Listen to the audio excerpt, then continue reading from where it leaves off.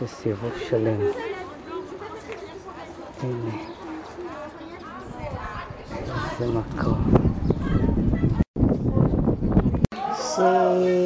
זה גוף אמיתי או שזה? לא, לא, הזריקו לשם.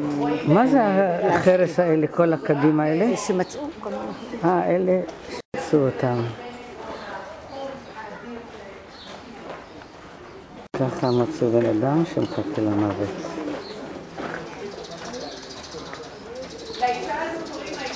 זאת אישה בהיריון, אבל לא בטוח שהיא בהיריון.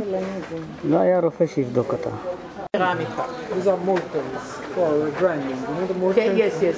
אתם רואים פה את הלוחות, את האבנים לתחינת וקטישת גרעינים, כמו מכתש וגם תחינה של גרגירים. לא, אחד מסריט, אחד מצלם.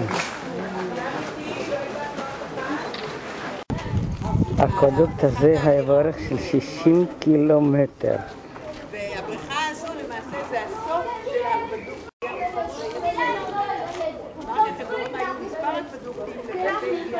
זה מהצד השני של הרחבה. זה ג'קוזי אוריגינלי שחשבו עליו הפלפלים עוד לפנינו. עם זורמים, קמים. תסתכלו כאן. תראו איזה בית, זה בית מרחן זמני, תראו את הקישוט המדהים של הסקוף.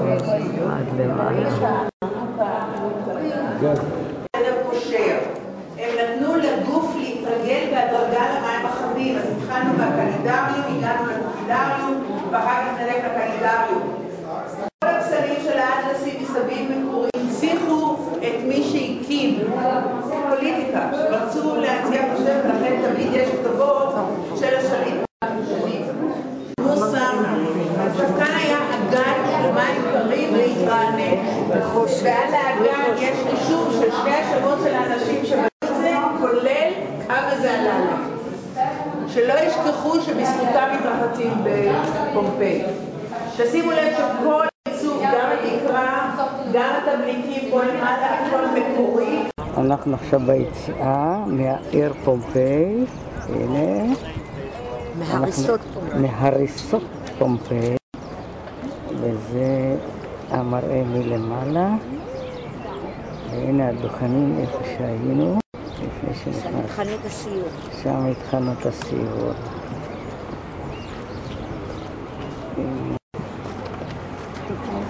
בשש, אנחנו נעבור עליו.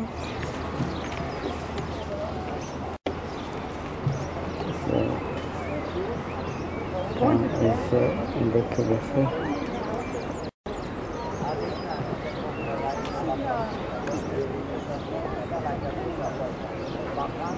הנה אחרי ירדת, נעבור את הגשר. והנה מלמעלה, אנחנו בסורנטו. רואים את המפרץ בסורנטו.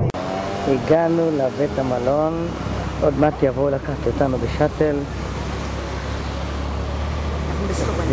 אנחנו בסורנטו. זה הנוף שמשתקף. הנה החוף, חוף הים. איזה יפה.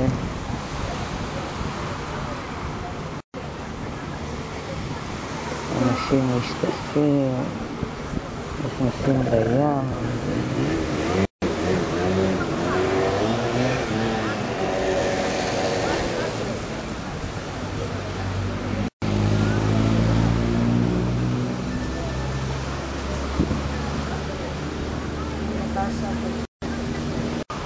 הצד השני, גם כן חוף מסודר, שמשיות.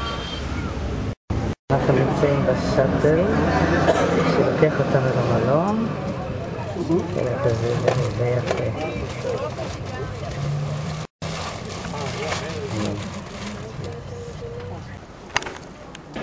וידעו שזו רומנטיקה, כי הגיעו לכאן הרבה מאוד אנשים עוד מהמאה ה-19. היום השני בטיול, אנחנו בסורנטו. ביירון, שמעתם על ביירון? המשורר הרומנטי.